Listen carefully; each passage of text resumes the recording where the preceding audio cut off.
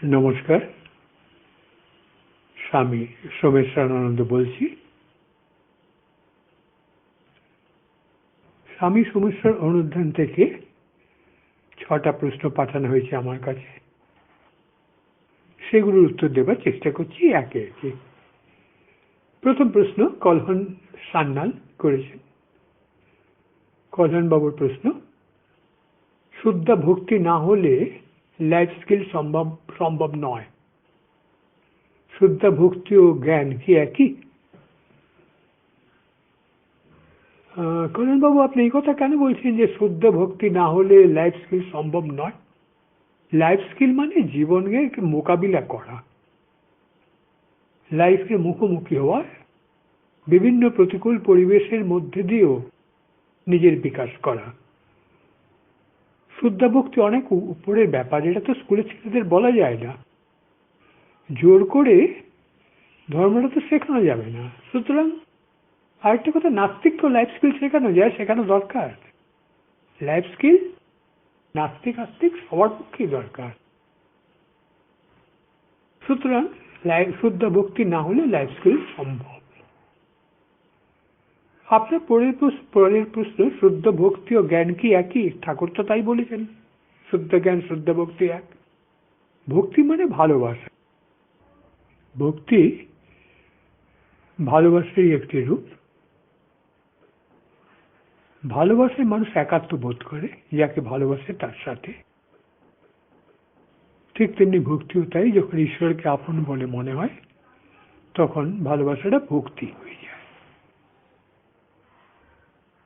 আর জ্ঞানের লক্ষ্যটা কি? জীবাত্মা ও পরমাত্মার মিলন।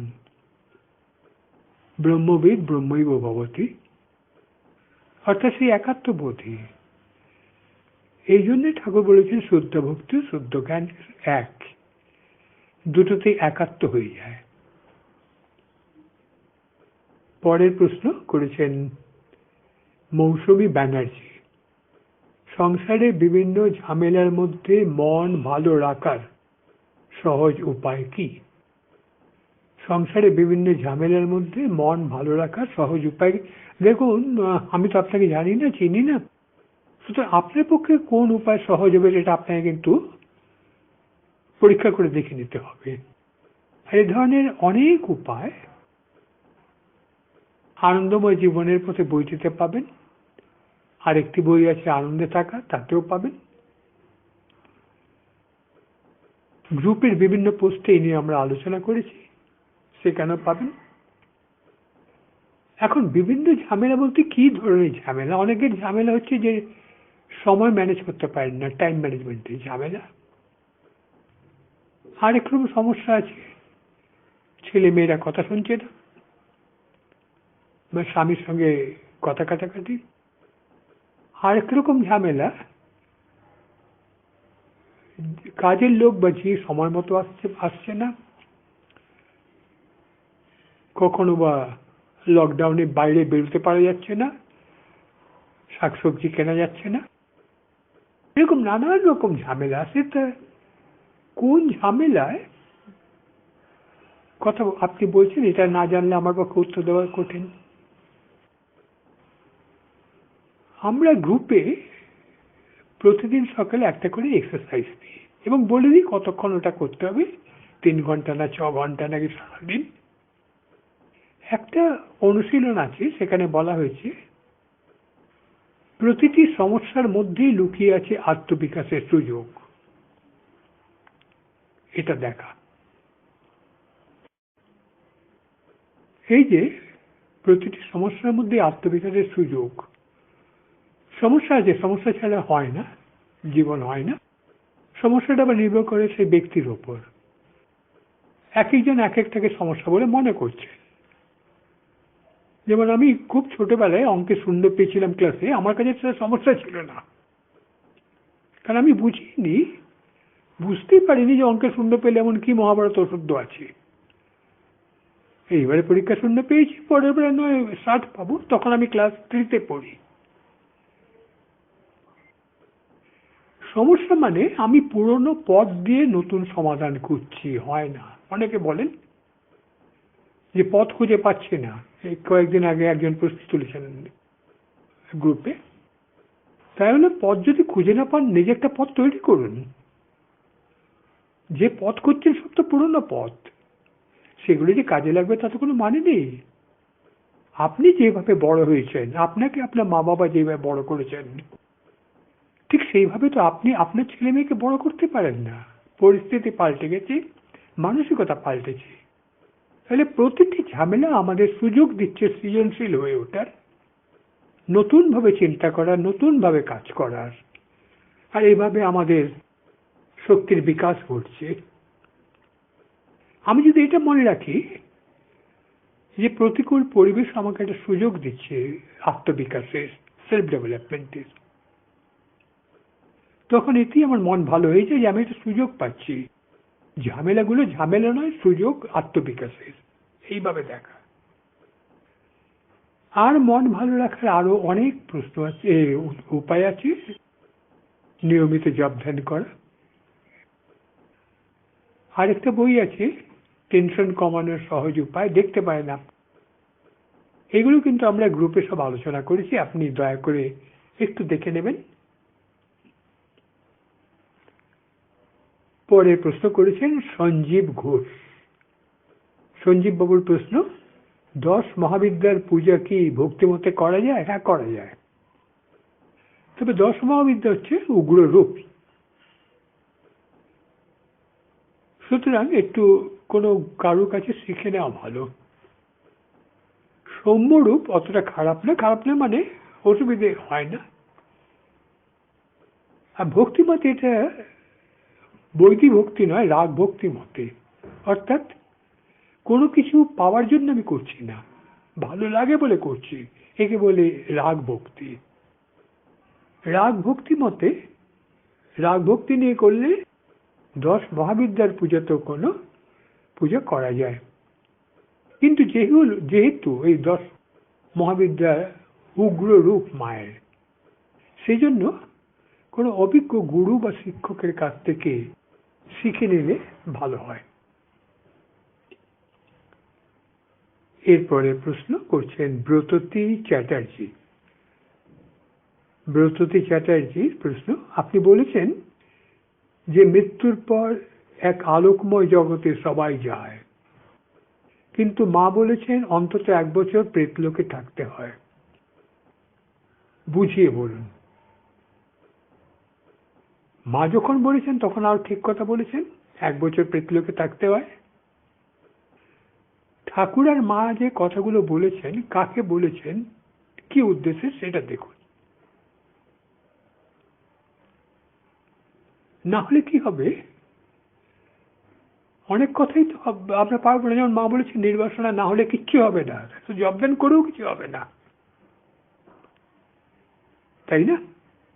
তাহলে আগে নির্বাসনা হন, আগে জবদান করব। জবদান করতে করতে নির্বাসনা। তা ঠিক তেমনি মৃত্যুর পর আপনি কোথায় যাবেন সেটা সম্বন্ধে আমার নিজের অভিজ্ঞতা আমি লিখেছি আনন্দে থাকার লাস্ট চ্যাপ্টারে।